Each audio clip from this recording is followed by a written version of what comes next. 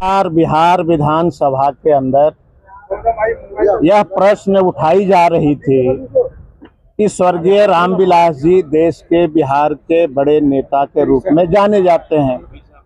वो अभी जीवित नहीं है, इसलिए बिहार विधानसभा के कैंपस में उनकी मूर्ति लगाई जाए।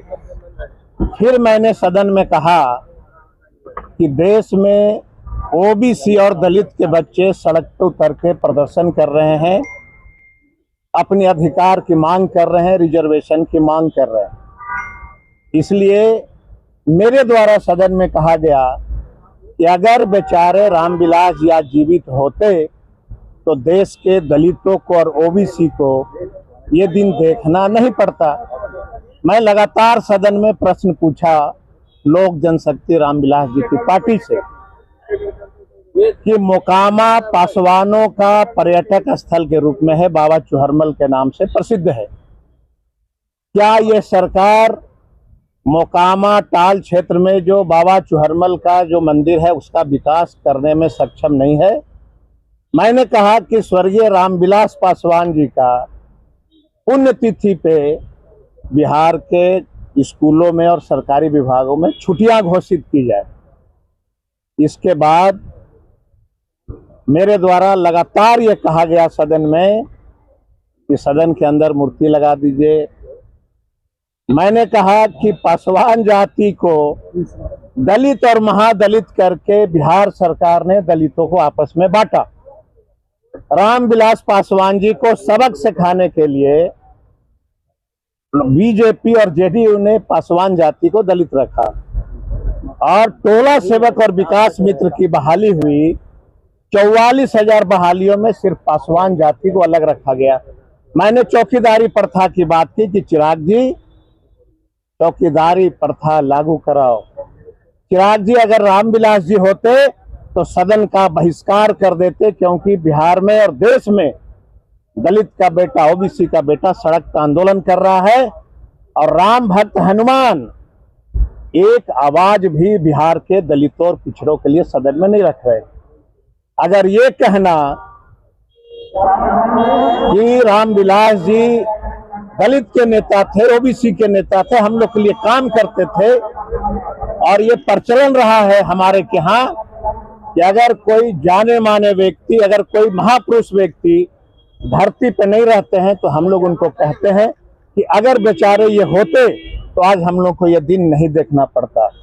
चिराग पासवान अपने प्रतिष्ठा को बचाने के लिए, उनकी पार्टी अपनी इज्जत को बचाने के लिए 19 एमएलए ने, एक एमएलए किसी ने नहीं कहा कि उनकी जो है आदमकद मूर्तियां लगनी चाहिए, उनके नाम पे छुट्टियां घोषित होनी चाहिए, मोकामा का चुहरमल का बाबा का निर्माण होना चाहिए, मंदिर का टोला सेवक विकास मित्र में हमारी बहाली होनी चाहिए, चौकीदारी प्रथा लागू होनी चाहिए।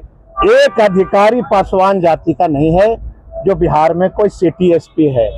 एक अधिकारी कोई बिहार में नहीं है जो एसपी है। दलित में कोई, पासवान में कोई एसडीओ नहीं है। अगर ये सब मांग रखना दलित विरोधी है तो मुझे ये स्वीकार है। रामविलास जी का मूर्ति का डिमांड करना अगर दलित विरोधी है तो मुझे स्वीकार है। रामविलास जी को न्याय दिलाने के लिए अगर कोई बात रखना, अगर ये अपराध है तो मुझे स्वीकार है। बेचारा शब्द पर आपत्ति है। बेचारा शब्द के बारे में मैंने क्या कहा कि जब कोई महान पुरुष होते हैं तो उनको इस रूप में याद किया जाता है कि अगर वो बेचारे आज होते तो हम लोग को ये दिन नहीं देखना पड़ता। ये कोई आपराधिक शब्द नहीं है। और ये बड़े नेता को बेचारा कहना है, बड़े नहीं कहीं डिक्शनरी में नहीं है। आपको मैं बता देता हूं पत्रकार महोदय कि ये प्रथा रही है इस देश का कि अगर कोई महान पुरुष धरती से चले जाते हैं तो अफसोस, उनको लोग अफसोस करते हैं कि अगर वो बेचारे होते तो आज देश का दलित और ओबीसी सुरक्षित होता। ये शब्द है,